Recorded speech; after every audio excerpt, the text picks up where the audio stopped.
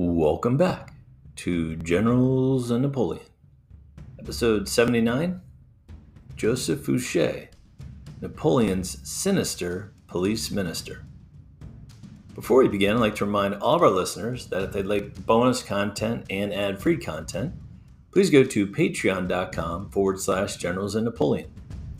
If you'd like to support our podcast in other ways, please go to YouTube and hit the subscribe button. Or go to Apple Podcasts or Spotify Podcasts and give us a review and rating. As always, we appreciate your support. Now, on with the show. We have a special guest on the line once again, my good friend, Michael Brars. Hello, Michael. Hello, John. Nice to speak to you again. Michael was on a few episodes ago.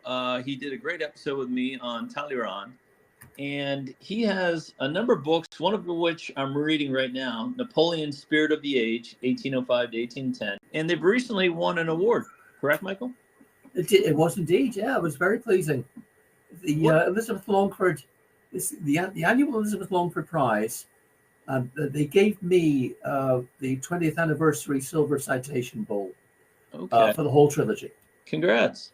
Thank you. Yeah, and that's a pretty prestigious thing. I mean, 20th anniversary. That's great. Yeah, it was lovely dinner, great occasion. Yeah. Very good. And today, who is the gentleman that we're going to be discussing? Joseph Fouche. Joseph Fouche. So very similar to Talleyrand. If we did a thumbnail sketch of the police minister of Napoleon. He's a survivor, and like Talleyrand, he was duplicitous in his dealings with Emperor Napoleon.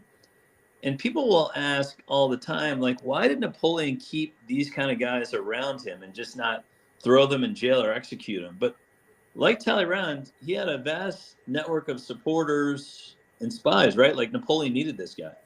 Yeah, he needed him. He was there from the very beginning because Napoleon couldn't do without him. Mm-hmm. Don't forget that Napoleon is not in a strong position when he comes to power. Right. And Fouche has been the Minister of Police under the Directory, the previous regime. He's been around a lot, like Talleyrand, knows everybody.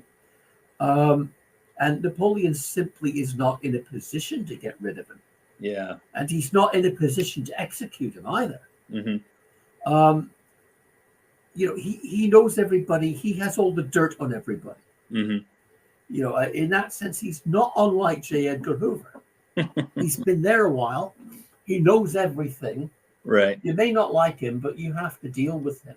Right.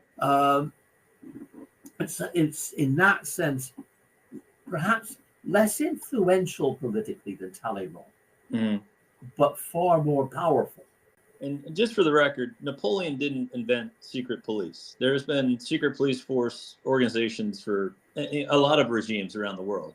And I think a lot of people blame Fouche and Napoleon for kind of inventing this organization or group of organizations. Oh, that's quite right. I mean, the Fouche brought in his own men. Mm-hmm. He created his own structure. Mm-hmm. But this is a very shady world we're in. There were secret police organizations under the old regime, right, under the king. How much of that gets incorporated by the revolutionaries is rather hard to tell. Mm-hmm. But a fair bit of it is. But certainly the revolution is pretty big on creating networks of informers, right, and things that work through it all. And Fouche inherits those. He was part of them in the early days when he was more junior. Mm-hmm. And he takes it over. And one of the most interesting things about the regime in its early days, I think needs to be thought about a little bit more. Mm-hmm. This applies to Talleyrand too. They are part of a balancing act. As you were saying, that Talleyrand's links to the old regime. He's a noble. Fouche's links go back to the very radical revolutionaries. Mm-hmm. But he was too radical for Robespierre. Right. That's a story in itself. I mean, Talleyrand was in danger. Talleyrand backs the anti-Robespierre coup in the summer of 1794 because Robespierre pulled him in as being too extremist. Right. and he's worried about what Robespierre is going to do to him for being too far to the left. Yeah. And so he gets involved in the plot to get rid of him. Yeah. But the thing is that they have huge networks, these two. Mm-hmm. Talleyrand in the diplomatic corps, Fouche in the police. You can't get rid of them. You need the expertise that they can bring you. Mm-hmm. But there's also a political element to this element. That Napoleon has this policy through the early years of the regime, what he calls twin prong. The French words are raillement and amalgame. Rallying and amalgamation, it would be in English, but it doesn't quite do it. It's kind of reconciliation, fusion, balance. Right. It's not unlike de Gaulle after World War II. Mm-hmm. Collaborators were there. They exist. We can't get rid of everybody. We've got to balance this and build everybody in. Right. And Napoleon's attitude was that the revolution's problem is that it's always about the few, the narrow, dependable few. Mm-hmm. Well, we've got to get away from that and build out the big tent and bring in everybody who's reasonable, prepared to cooperate. And these two come to epitomize it in the public mind. Madame de Stael, who's a critic of Napoleon, and very much of the middle course of the revolution in her background. I mean, she despises this and says what he's done is he's brought in the two extremes. Yeah. And they represent it. And in a way they do. But they are key to this balancing act. Mm-hmm. But he has to do with that because he needs them. Right. He sees that part of the Directory's problem was that their diplomacy was cack-handed because they didn't rely on the experienced diplomats. Mm-hmm. Well, he wants to change that. Josephine's a big influence on him there. Yeah. And Talleyrand is the guy to do it, where when you look at the police, now this is the other side of Napoleon that's very much a revolutionary. I can't do without Fouche because he's too dangerous and he knows too much. But I know as much as anybody that our real enemy now are the royalists and the foreign powers. And Fouche is on the same side there as me. Right. He's a revolutionary, and when it comes right down to it, so am I. And we'll get to that because there's a number of assassination attempts coming up. But let's kind of dive into the early part of his life. Joseph Fouche was born in May 1759 near Nantes, France, to Julien and Marie Fouche. What do we know about his upbringing? Clearly, he wasn't an aristocrat like Talleyrand. No, but he's he's from a very well-off family. His father was a sea captain, but that's not the whole story. His father was also a major importer, because Nantes is one of the big Atlantic ports. Along with Bordeaux, it's the big Atlantic port. Mainly spices. Pretty wealthy, made a lot of money. He was one of several children. I think there were about 5. And he had a good education. He was educated by the Oratorians, showed a real aptitude for science. His father was very keen for him to follow him in the family business. Merchant navy, importer, exporter. But they were hands-on people. I mean, they did not sit in an office. They were sea captains as well. Obviously, he's not physically fit for that, really, and he doesn't want to do it.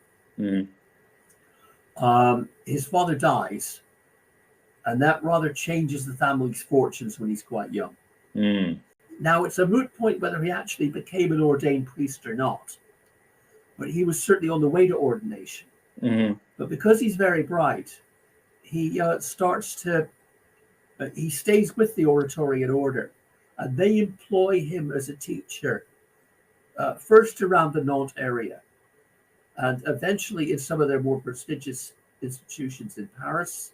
And this is a very interesting sideline to his story. He's sent to Arras in the mid 1780s, late 1780s. Yep. And that's where Robespierre comes from. Yes. And that's where he meets Robespierre. That's my next question. Yeah. Yeah, he's teaching in the Oratorian College there. He meets Robespierre, and there's a guy an officer in the garrison there called Lazare Carnot, who will become the organizational genius of the revolutionary armies. The organizer of victory. Yeah. Yeah, the organizer of victory. He's in the garrison at Arras, and they all frequent the same Enlightenment salon, learned society. Mm-hmm. So they did know each other. I don't know what they made of each other. We don't have that kind of detail. He also becomes a Freemason in 1788, which is right before the French Revolution. That's when he's in Arras, yeah. So I guess this is when he starts leaning and meeting with Jacobins and becomes anti-clerical and somewhat of a staunch Republican. Where he makes a name, but also nearly blows it, is during the Terror. The Committee of Public Safety, of which Robespierre was a member, right, sends out representatives on mission. Mm-hmm. That is, deputies of the convention are sent out to trouble spots in France, and there are plenty of them, basically to put down royalist rebellions, right, counter-revolutionary rebellions. And Fouche, for a while, becomes, because he knows Robespierre, he becomes one of the main players of that, a representative on mission, who's always sent to the hot spots. Mm-hmm. But his actual links in the convention, his close, these things are very fluid, John. But his, there weren't political parties as we know them at all. Mm-hmm. But his close links are not to Robespierre. Mm-hmm. They are to a faction called the Hébertistes, who cluster around a guy called Hébert, who's not actually a deputy. He's the deputy mayor of Paris. Mm. And they are generally much further to the left than Robespierre, much more anti-clerical, much more violent right, in their approach to things. And that crowd, there are several other guys in it, like Fouche, Collot d'Herbois. Collot d'Herbois and Fouche team up at Lyon. Fouche goes out to the west of France, where he comes from a few times. But his big thing comes when he said, the city of Lyon revolts against the revolutionary government. correct, Now, Lyon's the second biggest city in France. right, Yeah. Well, maybe third after Marseille. And it's the biggest commercial industrial center in France. right, And it's basically in revolt. Mm-hmm. And Collot d'Herbois is sent down there, and Fouche as his sidekick Mm-hmm. to sort this thing out.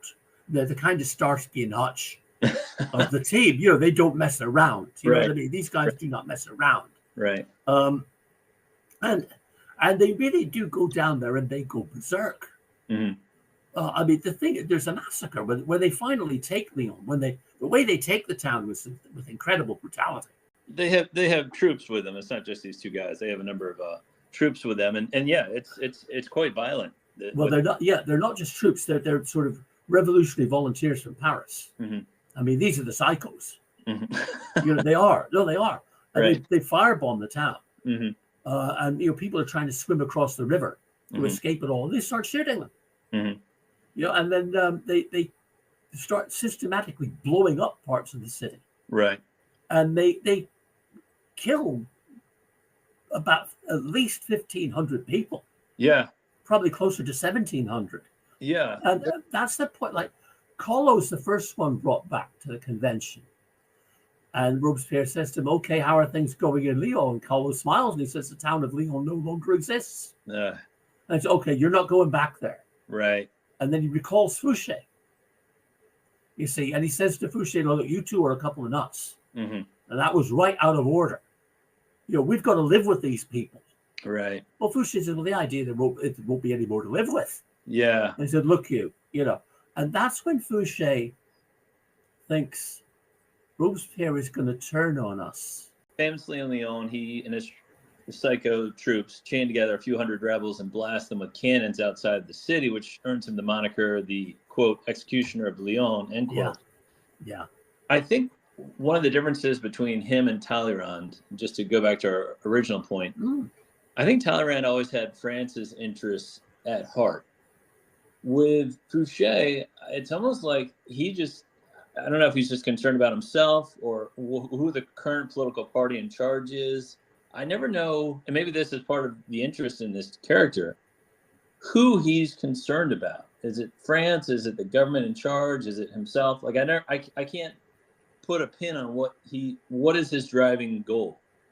Well, I think at this stage during the terror, that he is an arch terrorist. Mm-hmm. He sees the Republic, he sees France imperiled by these rebels within. This is happening in the middle of the foreign war, remember? Right. This is this is happening in the middle of a foreign invasion. Mm-hmm. And I think there he would say he was acting in the interests of France. Right. That his France, Republican France. Right. Extreme Republican France. Mm-hmm. As time goes on, I very much agree with you, John. His motives are very difficult to discern. Is he acting in the interests of France? Right. Or is he acting in his own interests? It's often hard to tell. Famously, in 1792, he votes for the death of King Louis XVI, which will come back to haunt him later, but that's also very extreme. Well, a lot of them did. I mean, a lot of people voted for his death. Mm-hmm. Now, that ties him irrevocably to the revolution mm-hmm. for a very long time, because Louis XVIII then immediately declares in several declarations, the most infamous one is at Verona, mm-hmm. but there were about 3 that were issued categorically saying, if I am ever restored to the French throne, I am going to execute the people who executed my brother and right. my nephew. I'm going to execute the people who voted for the execution of my brother, and that's not negotiable. That is going to happen. Mm-hmm. You had no right to do that. Mm-hmm. And he's my brother. What do you expect me to do? Right. And so that everybody who took part in that, just like everybody who bought national lands, the lands that belonged to the clergy or the emigre nobles that were put up for sale, mm-hmm. he says, you're going to lose that property. Right. These guys are tied to the revolution. Mm-hmm. So in one sense, you don't have to worry about it being loyal to the revolution. He's made his bed, he lies in it. Mm-hmm. And that's something Napoleon plays on with everybody and with Fouche. Mm-hmm. Look, you may have all the dirt you think you want on me, on my family, on my friends, but you know as well as I do that you've got nowhere else to go. Right. You have to stick by me, because what's the alternative? Mm-hmm. But in 1814, basically the Allied leaders sit Louis XVIII down and say, you back off. Right. If you want to be restored, you have to drop that stuff. Mm-hmm. Because it's not as simple as you think. Right.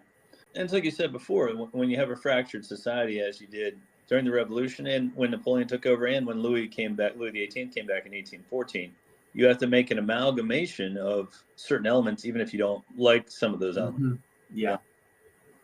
Okay, so getting back to our timeline, as we were talking about, Robespierre was appalled by the atrocities committed by Fouche and his cronies and wanted him purged and expelled for the Jacobins. But again, Fouche is kind of able to read the tea leaves to see that Robespierre's power is waning. Do we know how involved Fouche was in Robespierre's eventual downfall? Frankly, we don't. Okay. That's part of the guy's genius. Mm-hmm. We know that an awful lot of people he was close to in the Hébertist faction, because Hébert had been purged by Robespierre not long before, very brutally. So they're all worried for themselves. Are we next? Right. Because we're the kind of leftovers. But we know, say, that Collot d'Herbois and Billaud Varennes, who were good friends of Fouche's, colleagues of him, and politically associated with them on the far left, they were heavily involved in the coup. Mm-hmm. So Fouche, we don't know. We don't know how involved almost anybody was in Brumaire, right. in Thermidor. Yep. It's a very shady business. A guy Colin Jones, an old friend of mine, has written a very good book about Thermidor. And even Colin probably knows more about it than anybody now. Mm-hmm. I think certainly writing in English, and I think even he's not quite sure what role Fouche plays. Yeah. I think the answer, that part of the solution is that, as he argues, he doesn't actually play a role. Uh-huh. Yeah. You know, and we'll see this again several times in his career. Yeah, and I guess that's why they call it intrigues. You don't know where it started, or No, yeah, but you do know whose side he's going to be on, yeah, because he's afraid of Robespierre. right. Yeah.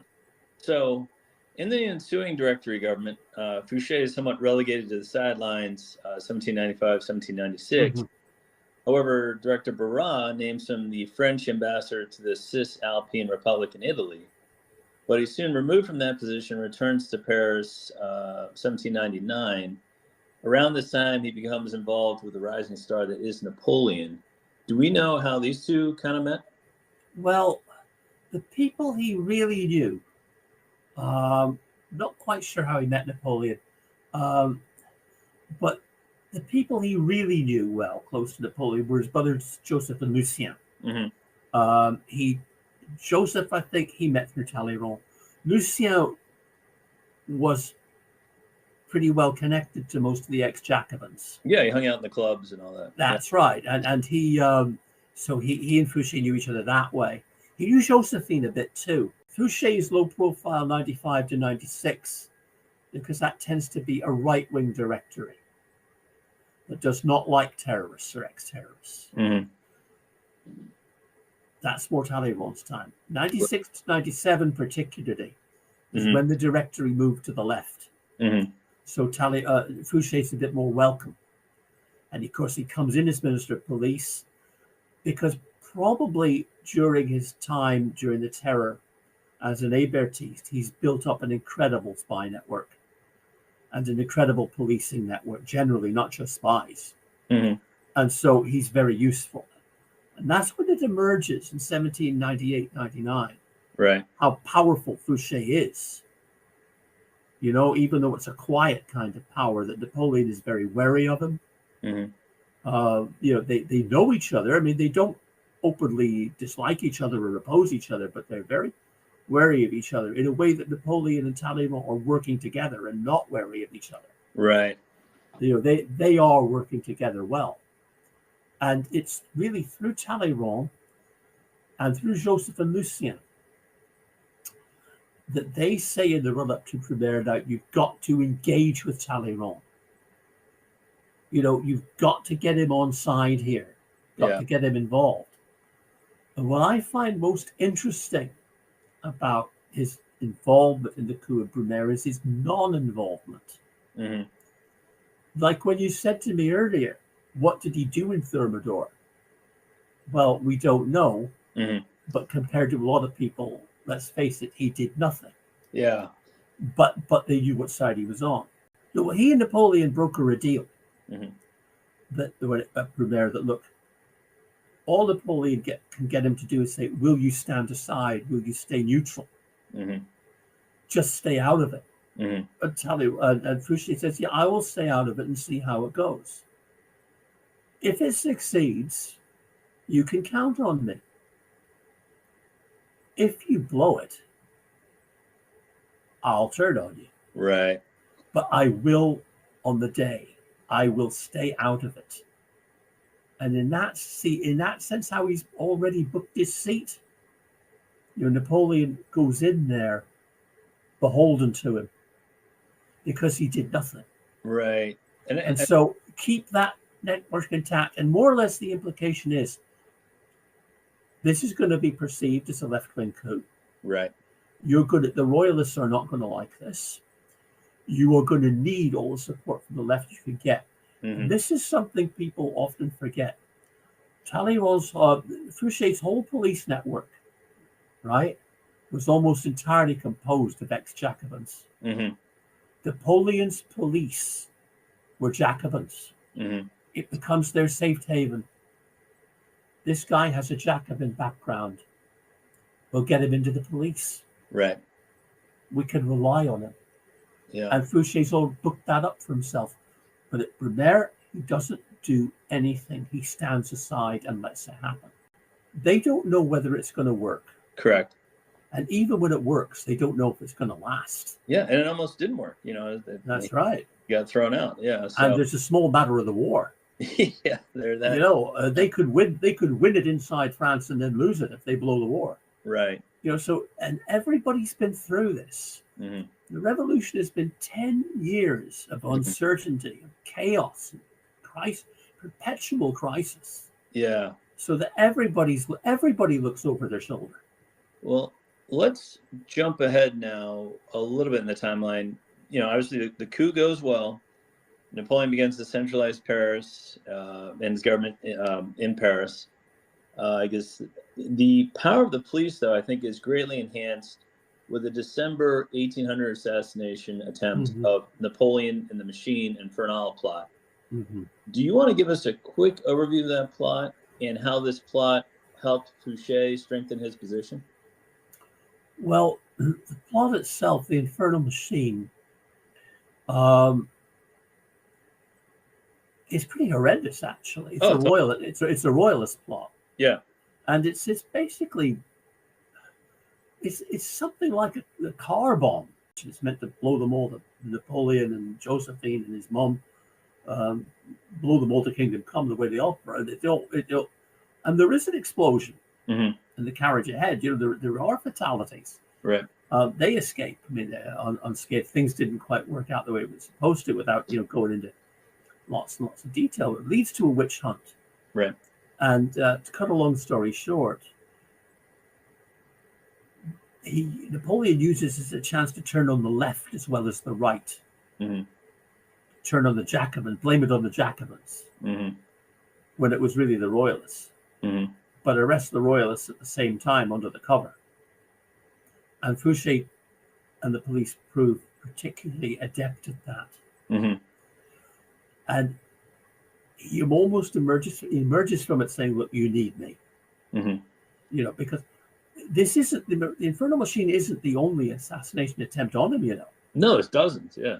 As far as I know, the estimates I would trust. I was talking to another biographer of Napoleon about this recently. Mm-hmm. It was certainly over 60. Oh, yeah. So this is a perpetual threat. Right. I mean, this is one of the big levers Napoleon can use to get himself made consul for life and eventually emperor. They say, look, what happens to all this if something happens to me? Mm-hmm. And this is not a theoretical question. I'm not even fighting in a military campaign at the minute. I mean, I could be killed in the war. Yeah. Leading my troops, but we're in a period of peace at the minute. Yeah. And they're still trying to blow me up every 5 minutes. Right. So like we've got to start planning for what happens after me. Mm-hmm. And Fouche is able to step in and say, look, this is you need me. And I know Napoleon was critical. He was like, Fouche and his police only catch fools and lunatics, but I think he had a good spy network, and he caught these plotters of this machine plot. Mm-hmm. I think you're right. I think Napoleon needed a strong police force in this situation. Oh, no one ever doubted that. Yeah. But I think he does walk away from it at the same time thinking he's too powerful. Mm-hmm. And there's of course, as you know, the Ministry of Police is actually abolished at one point. Yeah, and I'm leading up to that here. Sure. In the timeline, 1802, Napoleon decides that Fouche isn't vigilant enough in eliminating these threats, and he's deprived of office. Fouche is. Mm-hmm. It's interesting to me that Napoleon sent a servant to inform Fouche of his removal instead of doing it himself.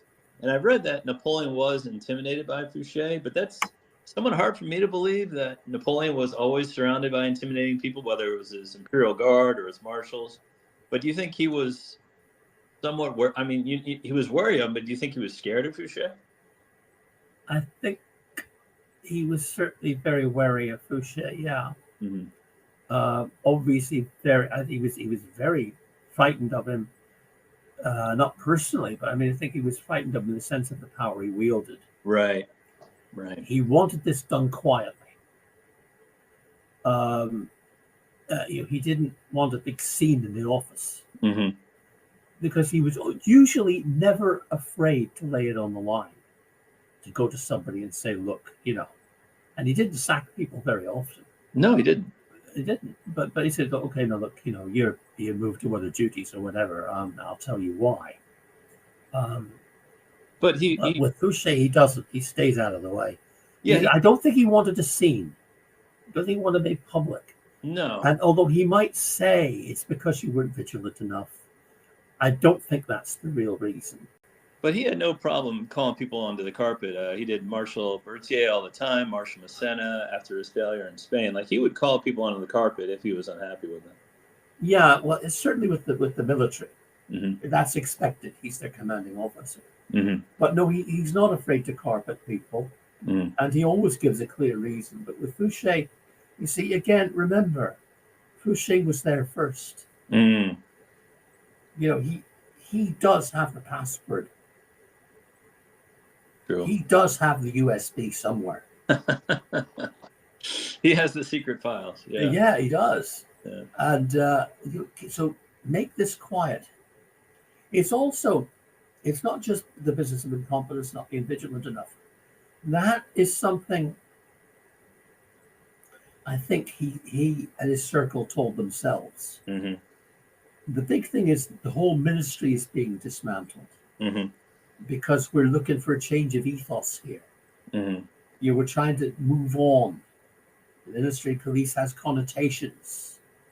It's the Ancien regime, it's the revolution, it's the secret police. You've also got to remember that there are two police forces in France.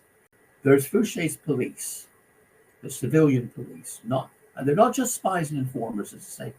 They are the police force. They are the police commissioners and the agents of police commissioners. What the French call the administrative police. Mm-hmm. And they're quite separate from the gendarmerie. The gendarmerie have been built up by Napoleon, certainly since the Peace of Amiens, since about 1801. They've been a ramshackle force. He's beefed them up.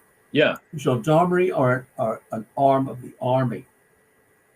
They're all composed of military veterans. Right. They're all veterans of the army. They're under military discipline. They have military ranks. And they're under the Ministry of War. Mm-hmm. And he did that to put a damper on banditry and to chase down deserters, and Yep, that's right. And so that you couldn't let the gendarmerie develop without this Ministry of Police looking over its shoulder, encroaching on it. Mm-hmm. That's the theory. There's also a big political thing going on, in that Fouche had a hand in executing a French aristocrat, the Duc d'Angoulême, on very trumped up charges. Yep. It makes Napoleon very unpopular with the crowned heads of Europe, mm-hmm. and with the royalists. And okay, this is a way of appeasing that. Mm-hmm. It's also a bit of international relations at work here. Yeah. And it's funny, though, in 1804, after Napoleon proclaims himself emperor, he reappoints Fouche as Minister of Police. So I think it's just a change of heart, or Napoleon, just the political ties. He's like, maybe I need this guy back on my team. It's two things, yeah. One is, it's not worked. Mm-hmm. You're dividing up the police general's powers between interior, gendarmerie, justice. Didn't work. The other side of it, he's got a lot of dangerous people, a lot of ex-Jacobins who have lost their patron in Fouche. Fouche's out there. It's better to bring him back in. He can't do without him. Because now, Fouche is thinking, you see, you thought you could do without me, pal? You can't now. No, you can't do without me, can you? No, you can't. Right. And he's got another one over on Napoleon. Well, yeah, and I think it's interesting, now that he's back on staff, he kind of uses this time to build his power base. And Fouche's agents become omnipresent in France. And with that, his scheming becomes more powerful. And I didn't know about this story until our Talleyrand episode. In 1808, he teams up with his arch nemesis Talleyrand to discuss replacing Napoleon with Marshal Murat while Napoleon was away in Spain. And I thought that story's it's so incredible, but it sounds like something Fouche would have his hand in. Well, look, this is all very murky. We don't know if there was really a serious plot. Mm-hmm. We don't know if there was a plot, how serious it was. We don't know how deep those discussions went. Right. But we do know that Murat was approached. Murat isn't very bright. He's got a big mouth. Mm-hmm. And that they wanted to get this back to Napoleon. But they'd covered their tracks. And Napoleon couldn't really do anything. Because there was nothing. No, Napoleon has his own little secret police force, Right. Quite independent of Fouche. Mm-hmm. And they're the ones who report to him that there's something going on. Mm-hmm. But when he presses them for details, well, there's something stirring. Murat's worked up about something. A bit of background here. 1808 is when Napoleon invades Spain. Yeah. Now, that was a very unpopular move with a lot of people in France. Mm-hmm. This is the first real time that people are saying he's gone too far. He's overextended himself. This is a needless war. Mm-hmm. They weren't very happy about him taking on Alexander in Lithuania in 1807, but he did win. Mm-hmm. But he says, but look, that's the end of it. Yes, that's the end of it, because I've sat down with Alexander and we've made peace. We've made a deal. We're working together. Right. But in Spain, he goes in there and they say, look, what you've bitten off more than you can chew. Mm-hmm. He's never taken on as big a country as Spain at one go. Right. People are nervous. People don't like it. He doesn't like it himself. Yeah, and his marshals, there's no glory there. Like Ney and the others are like, what are we doing? He himself is unhappy politically and militarily about what he's done, but he's stuck with it. Look, we've got to get out of here. We can't get out of here. Mm-hmm. And it was a good time to make a move like that. If they did do something, it was almost predictable that would be the kind of time to do it. Murat is upset with Napoleon for another reason. Murat had been commander-in-chief in Spain of the French forces in Spain, about 100,000 French troops in Spain before they went to war, because Spain was a French ally. Mm-hmm. And there's a large French military presence, and Murat's in charge, and Murat's the military governor of Madrid.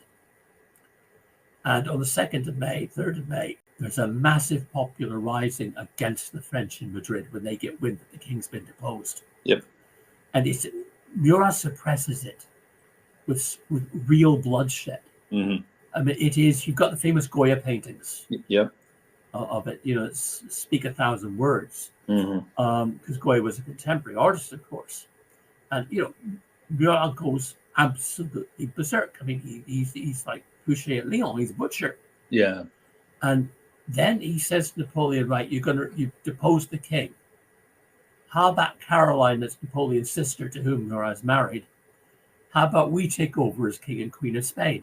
And Napoleon says, look, after what you did in Madrid, there's absolutely no way I want you in this country. No. My brother Joseph's taken over. You can take over from him in Naples. Yeah. So, and it's not even clear at that stage that Murat's going to go to Naples. Mm-hmm. You know what I mean? It's not even clear that he and Caroline are going to have a role in the big reshuffle. Right. So Murat is obviously deeply upset.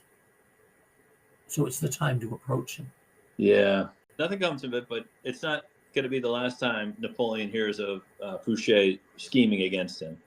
Oh, so no. Napoleon's back in Paris. He gives Fouche the title of Duke of Otranto. And Napoleon often awarded titles and money to tie rivals to his government, see Bernadotte and Talleyrand. But I think after this, Napoleon was keeping a closer watch on Fouche, don't you think? He's trying. Yeah. Making him Duke d'Otranto was really, I think, what would be expected. Mm-hmm. As you said, Talleyrand gets something like that. Bernadotte. They're all sort of, once you reach a certain level in that regime, that's what you get. But this next one is way out of line, I think, for Fouche to even attempt this. But in 1810, Napoleon found out Fouche had been making peace overtures to Britain and again dismissed him from office, reassigning him to governor of Rome. I mean, you're basically negotiating with an enemy power under your boss's nose. So is he basically exiled to Rome? Again, Napoleon sacks Fouche by writing him a letter. I think it was probably the happiest day of his life. He's got a cast iron excuse to do it. He's not accused of treason. Mm-hmm. Let's be very clear. He never accuses him of treason. He just says, you shouldn't be double dealing like this. Mm-hmm. You have way exceeded your remit. If anybody does this, it should be the Ministry of Foreign Affairs. Now, don't forget, Talleyrand's gone. Right. Talleyrand resigns in 1808. He resigns of his own volition because he does not like the deal with Russia. He effectively resigns in 1807. He gets his marching orders. He's kept on, though, in another role. He's kept on in a role as a palace official. Mm-hmm. But Fouche is sent to Rome. He's partly sent to Rome. There is politics there because Rome's just been seized. The Pope has shut himself up in the Vatican. Pretty soon there's been a lot of unrest. Fouche is known to be anti-clerical. Mm-hmm. An appointment like that is going to lay down the law to the Pope that, from Napoleon, that I mean business. Mm. I found the most anti-clerical person I could find. His job's taken over by a guy called Savary. Savary, yeah. And Savary's a tough customer. Mm-hmm. Savary is a law and order gendarme, ex-army. Yeah. Very left-wing background. Yeah. In the revolution, but a professional soldier, a tough nut, mm-hmm. Who Napoleon trusts, thinks he can work with. He's not as shrewd an operator as Talleyrand and as Fouche, and that suits Napoleon. Mm-hmm. But he's crude but effective, you might say. Yeah. Which Napoleon is. This is great. This is what I want. Mm-hmm. So there's no easy way. It's not like when he was dismissed before, where they tried to get rid of the ministry. No, it's 1 for 1. And Savary is a guy who suits Napoleon much better. Yeah. Or thinks he does. So there's no easy way for Fouche to get back in. But in 1812, Fouche is again suspected of involvement in yet another conspiracy, the Malay affair, which was a failed attempt to take over the French government while Napoleon was away in Russia. And Fouche, he's almost like a scorpion. You know what he is. He's never going to stop intriguing. And he's always scheming, it seems like. Well, was he? We don't know. We don't know, right? I mean, the Malay plot there's been a lot of interesting work done on it. Fouche is accused of various things, but nobody tries to go after him. Mm-hmm. Because it'll never stand up in court. Right. You just know he doesn't. Was he involved? I doubt it. Mm-hmm. The rumor circulates that he's been killed in Russia. Mm-hmm. Yeah. So now, what do we do? Yeah. Yeah. And the Malay coup was about, we proclaim the Republic. Right. Yeah. We end the empire as such. We proclaim the Republic. Yeah. And they garnered most support from old-fashioned Republicans. Now we know that these guys were on the same background as Fouche. Mm-hmm. But interesting to say that the police stay loyal. And the police are still Fouche's men. Right. They're still the Jacobins because Savary has a Republican background. He doesn't mess with Fouche's personnel. Fouche goes, but Savary says, it's okay. There's no purge. Mm-hmm. And so the police stay loyal during the Malay coup. Interesting, yeah. So we just don't know what happens with Fouche. Yeah. We just don't know. Well, we know about the disaster in Russia. Napoleon returns and, within 2 years, he's abdicating in April 1814, which, of course, Fouche has a hand in. Does Fouche immediately serve the returning Bourbons under Louis XVIII, or do we know that before the 100 Days what he was doing? No, he doesn't. Before the 100 Days, he's pretty much in the margins. But when Napoleon returns, he kind of revives Fouche. Yeah. And he sends him out to be governor of the Illyrian provinces. Mm-hmm. There's modern Croatia and Slovenia, which are collapsing actually pretty much in the face of the Allied onslaught. Mm-hmm. And he sends him out to shore that up. He can't, but he manages a good evacuation of French personnel to Venice. Mm-hmm. But it's partly to keep him out of the way, but also to bring him back into the fold. Mm. Napoleon is increasingly aware that I'm going to have to fall back on the old revolutionaries. Mm. I need to go back to my core support here. Right. The royalists are beginning to waver the closer the Allies get. So this is what he does. Yeah. Fouche makes overtures to Louis XVIII in 1814 when he returns. But at that stage, they don't want to know. Nobody goes after him, Mm-hmm. but they don't want to know. They keep him at arm's length. They do bring him in at a kind of a later stage, at an advisory capacity in 1840, just before Napoleon comes back from Elba. But they keep him at arm's length. So in 1815, during the 100 Days, Napoleon again names him Minister of Police. Mm-hmm. But as soon as Napoleon loses at Waterloo, we can kind of guess what Fouche does. Well, Fouche plays a very careful game. This is his moment. Yeah. In that Napoleon brings him back as Minister of Police because it's part of a wider policy. Napoleon knows in 1815 the only people he can rely on again are the revolutionaries, the old Jacobins. You guys have seen the Bourbons in action. You know what they're like. I'm not so bad, am I? After all. Fouche fits that pattern. Right. Fouche, during the 100 Days, rapidly becomes the most powerful man in France. Fouche steps in and says he takes over the police, revives the old networks. Because the regime because all the ambassadors were appointed by Louis the 18th, they all just sit tight and say, we don't recognize Napoleon. We stay loyal to Louis the 18th. This is a rogue regime.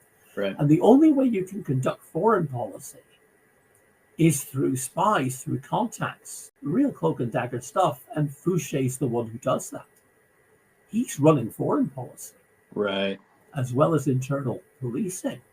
I mean, he's running the whole show. Only one major country recognizes Napoleon in 1815. The United States. Yeah. Yeah. Because they're at war with Britain too. Right. They're the only ones who recognize him. But it's just fascinating to me because after Napoleon's downfall, somehow Fouche is head of the provisional government and tries to negotiate with the Allies, who are probably in no mood for negotiations. And the Bourbons regain power in July 1815. Well, what happens is I personally find this fascinating. I mean, I wrote quite a bit about it. Because Napoleon's off with the army at Waterloo, Davout's the military governor in Paris, but Fouche manages to take over the civilian administration. He manages to take over politics. He gets himself made the equivalent of Speaker of the House in Napoleon's Revolutionary Assembly. So, when Napoleon comes charging back, it's Fouche and the delegation from the assembly, which includes Lafayette, who tell him you've got to abdicate. Because we can tell you that you don't have the backing of your own government, never mind anybody else. Right. And he has his tentacles everywhere. Mm-hmm. The Allies will deal with him on a certain level because he manages to get to Napoleon's brother Jerome. Mm-hmm. Jerome's married to Catherine of Württemberg, the daughter of the King of Württemberg. And Fouche manages to get to him and say, look, unless you stay away from your brother, I can't help you. Mm-hmm. You won't see your family again. These interventions are very important. But the major one is this. When Napoleon abdicates, says, okay, we'll go. Somebody's got to be in charge in Paris, John. Right. It's Fouche because of his position in the assembly. Yeah. Fouche and Davout. Fouche arranges for the army in Paris, the troops in Paris, to be paid on condition that they obey Davout's orders and withdraw from Paris into the Loire, so that Louis XVIII can come back to Paris unopposed and not in danger. Mm-hmm. And this is when the Allies break their agreement. The deal was that, okay, look, Fouche says, I'll get the troops paid. Once the troops are paid, they'll be happy bunnies. They'll withdraw from Paris under Davout's command out to the Loire. Mm-hmm. Then we'll turn them over to a royalist general, and they can all go home with money in their pockets. Right. Right? They got 4 days rations and their money. That's everything they're owed. That's pretty deft negotiating. It is. And the idea is then that Louis XVIII can just come back to a city that's French, that's his, Mm-hmm. and everybody's going to be happy. And the Allies agree to this. Wellington and the British keep their side of the bargain. Wellington says, right, we're not going into Paris. I don't want to know about Paris. Let's just all sit down and drink some Norman cider and forget about it. Blucher does. Blucher brings the Prussians into Paris immediately. Oh, yeah. That's the first time a German army parades at the Champs-Élysées. Right. But Fouche is instrumental in doing all that. So when Louis XVIII comes back, it's 1799 all over again. He turns to Louis the way he turned to Napoleon, says, see, you're stuck with me. And he can say, through the police, I can help you because you want to track down the traitors. You want to track down the unreliable people, the Jacobins, who you can trust among the Bonapartists, who you can't. I'm the only one who knows that. Right. And this is one of the dirtiest things. I mean, Talleyrand returns with Louis, Mm-hmm. and Talleyrand and Fouche team up. They team up publicly. Mm-hmm. They show themselves together at court when Louis comes back. Right. And they get their heads together. I'll root out the troublemakers. Talleyrand will keep the Allies quiet. Right. And I'll root out the troublemakers. The trouble comes twofold from two different sides because he does, and he's an absolute swine. Mm-hmm. He turns in people because it gets vicious, John, because Oh, yeah. they have elections to the new assembly. Yeah. That Louis has to have because of the Constitution. Now, not surprisingly, the extreme royalist right win those elections very convincingly. Mm-hmm. They call themselves the Ultras. Mm-hmm. And they want a witch hunt. Yeah, it's the White Terror. Yeah, and Fouche's feeding them all that information. He's fueling the White Terror. Yeah, and making himself useful. Marshal Ney's wrapped up in it, and some other generals are thrown in jail. To tell you the truth, massive efforts were made to try and save Ney from himself. Oh, I know. Ney could have escaped, but he refused. Yeah. But the real killer one was Carnot, who served as Napoleon's Minister of War in the 100 Days. Carnot and Fouche, as I said, are old friends. I mean, that goes back to before the revolution when they met up in Arras. Yeah. And Carnot, Fouche provides the information that gets Carnot, and the deal is they do cut a deal. You've got to go into exile. You've got to get the hell out of here. Yeah. So Carnot runs, and he runs to Germany, where he dies at Magdeburg.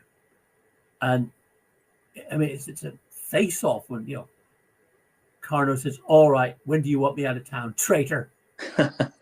And Fouche looks at him and says, "Just as soon as you can do it, imbecile." You could have come on board with me after Waterloo. You didn't. Right. So anyway, but that's the extent it's going to. Now, but it doesn't work out well for Fouche. No, it doesn't. Because two things happen from completely different angles. The military governor of the whole of France and the commander of the Allied forces, but also effectively the behind-the-scenes governor, is Wellington, who's a kind of an Eisenhower figure after 1815. because France is partitioned by the four powers. Right. Four armies of occupation in four different parts of France. And Wellington is the overall CNC. And, Wellington more or less says in a very quiet way, but he says to Louis XVIII, and he says to Duc de Richelieu, who's taken over Fouche's post as prime minister, I don't think I'd have a lot to do with that guy if I were you.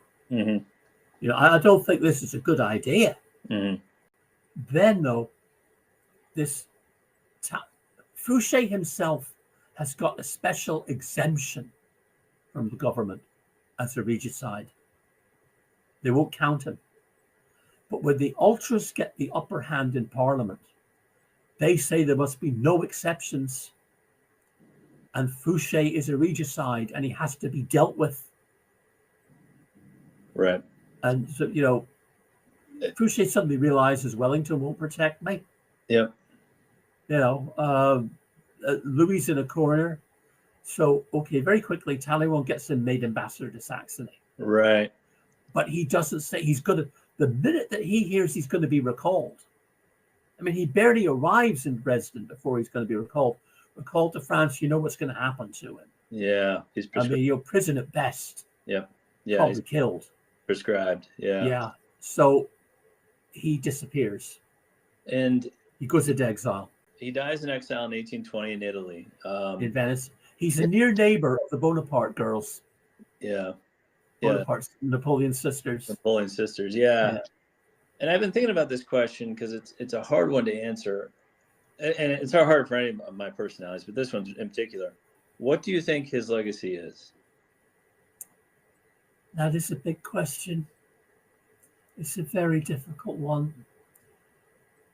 I think, on the one hand, there is the image of how you survived the revolution. And yet he didn't quite. They got him in the end. They did. And I think that's what you've got to remember. He, in 1815, during the 100 Days, he's the king of the castle. But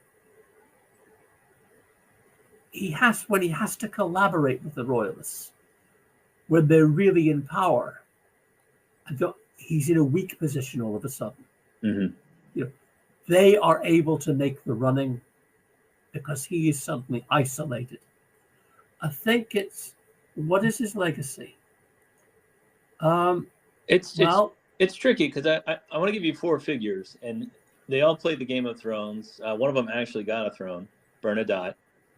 He played the game, I think, quite well, as did Talleyrand, Marshal Soult, who became Marshal General of France, and Fouche. But two of those, Fouche and Bernadotte, were almost ostracized from their home country and were never able to return, and somewhat sadly died outside of their home country, France, while Soult and Talleyrand carried on their careers within France by playing their cards right. It's all very interesting to me.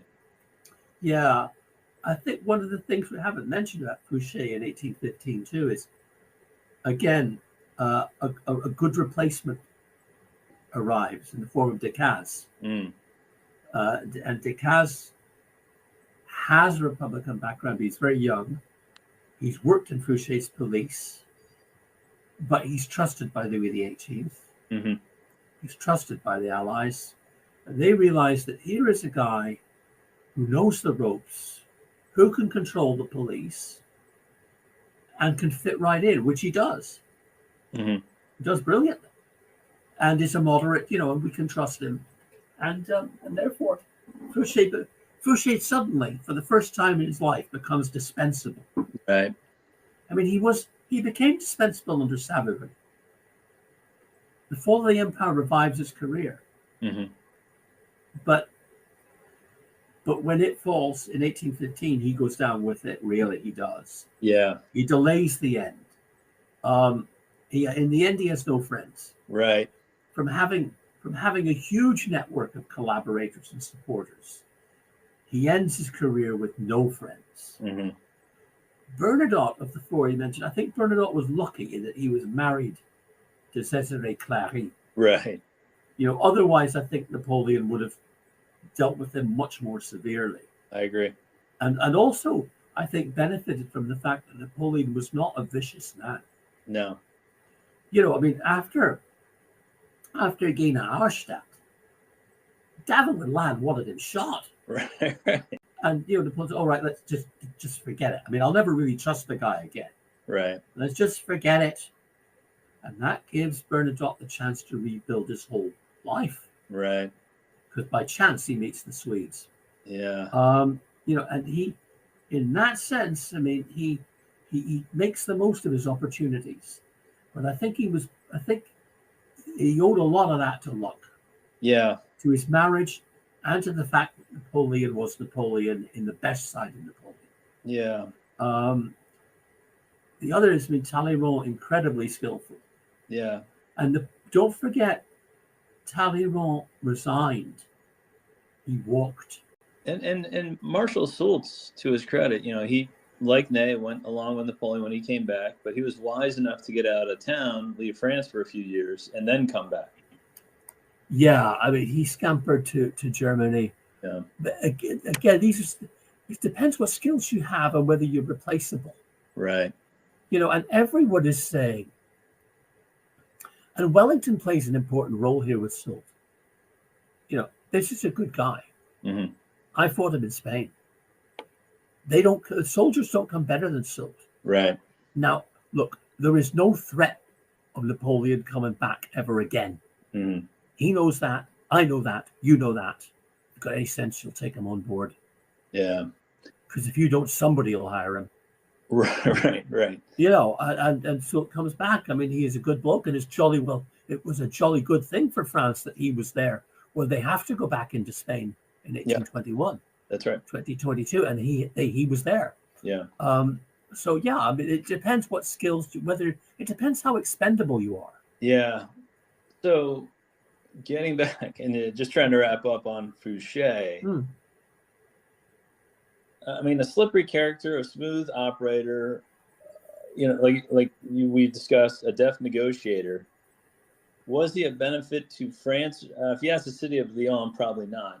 I think honestly, from the late Directory onwards, he's looking after his own people. Mm-hmm. He's looking after the police. It's a benefit to France because there are a lot of ex-Jacobins who are kept happy in the police. Mm-hmm. It's their niche. It's a place where someone with a Republican Jacobin past can be safely employed under Napoleon and is welcome. Right. In that sense, he does a lot of good work. Mm-hmm. He's anti-clerical. He creates a lot of problems for the Concordat, although Napoleon eggs him on in this. Mm-hmm. He provided a lot of invaluable information along the way. Yeah. But whose side is he on? Right. And eventually, the ultras stepped in and said to Louis XVIII, he's not on our side. Yeah. And they had the majority. Yeah. And it was over. Yeah. It shows how fragile it all was. And I like you, I'm not sure. I don't think he has a legacy. Mm-hmm. I think he has an influence on his own times, but I don't think he has a legacy. Yeah. I don't think you can point to anything and say that's what he left behind. Right. And I think that's a great way to wrap this episode up. That was incredible, my friend. I learned a lot about this guy, and I just didn't know what to think of him going in, but I learned that he was kind of a product of the times, and he was just trying to navigate, and it's a very chaotic time to navigate, and I think he was just, like everyone in this epic, just trying to do his best. Yeah, I think again, he can't even say, if somebody would say to him, what did you do in the revolution? He can't even say what Talleyrand could, or Soult, or the other guys we've mentioned could say. I survived. Right. He can't even really say that. Right. Yeah. It's just an interesting story, but I really appreciate the rundown on him. I think that was a great episode. And for those of you interested in Michael's books, I recommend independent bookstores, Amazon. Please check out Napoleon: Spirit of the Age, which is a book I'm currently reading, and I love it. And Yeah, no, Michael, thank you for coming on the show. My pleasure, John. Real pleasure to talk to you.